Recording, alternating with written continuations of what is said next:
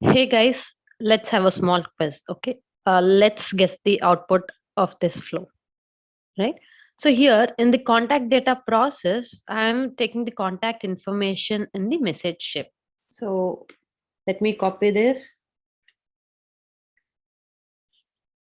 and similar contact information in another message shape here. The difference between these two is the contact ID is not present over here, right? Whereas the contact ID is present in this particular document. So that's about contact data process. And in the map shape here, I'm mapping only the contact ID, right?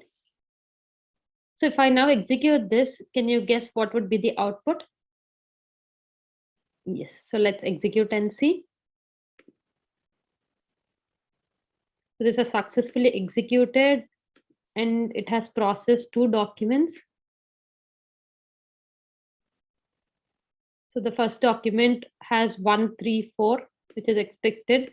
And the second document should now have 1234. So this looks good. Now, let's say we have introduced split. So we are splitting based on the contact information. So now can you guess what would be the output? Let me execute, okay?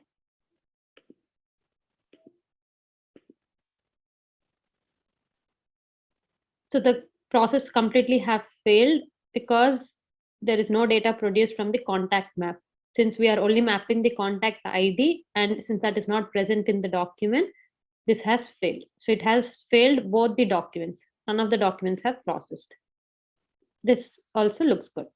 Now let's introduce flow control next to split. So here flow control run each document individually. And now let's see how this works.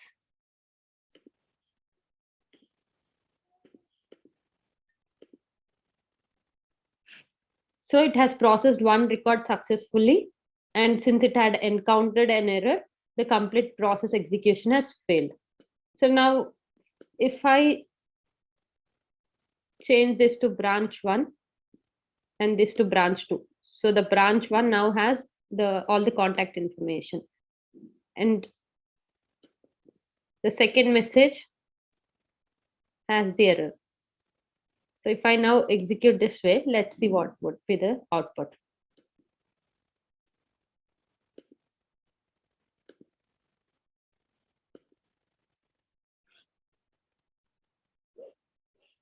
So here it has successfully processed document 1. And since there is issue in the second document, it has failed and it has not processed the third and fourth contact information as well, right? So what exactly happens here is that during process execution, each shape will be copied into memory and will be executed for those set of documents. And once it is processed, it copies the next shape into memory and will process for that set of document. So when map shape has been copied and when it is processing the document, it has encountered an error and the process execution has stopped over there. So when you introduce flow control and when you say run each document individually, each shape will be copied into memory and will be executed for one document. And again, the next shape will be copied and will be executed for that document. So once the document is successfully processed, again, the map shape will be copied into memory and will be executed against the second document. So that's the reason it has successfully processed till here. And when there is a error encountered, and since we don't have exception handling here, our process has failed and it has not executed the remaining contact information, right? So this looks good till here. Now let's introduce try catch exception handling. So I have used try catch before to split. Let's see how this works.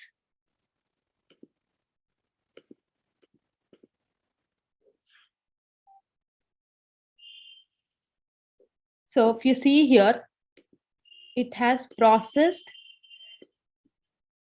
the 4 records, which is the successful document, and it has failed the complete second document. To the map, you can see we have 8 documents being sent to the map, but then though there is error in only one of the contact information in the second document, it has failed the complete second document, right? Now let's place try catch next to the split document and let's see what will be the output now. Let's execute it. So here we can see it has successfully processed all the documents and only the failed document has been caught in the catch block. So what is happening exactly here is that each document has something called original document ID, right? So when you use split document, the original document ID is shared across all the documents. So if one of the split document encounters an error, the single original document ID is marked as failed and it stops processing. So all the documents that are having the same original document ID will also fail. So which means now here we have two documents coming to split. So when this is split, all the documents here will have the same original document ID for this. And similarly for this document, all the documents that are split on top of this will have the same original document ID of this. So when there is an error encountered in this, the complete set of split documents having the same original document ID will also fail. So that's the reason you can see the complete document being failed here, right? So now you've split here and then used a try catch. So what this try catch shape does here is it resets the original document ID. So because it has reset the original document ID for all the documents here, though one document has failed, it will not affect the other documents for execution. So that's the reason we can see only one document being caught in the catch block. Hope this is little informative. Thank you.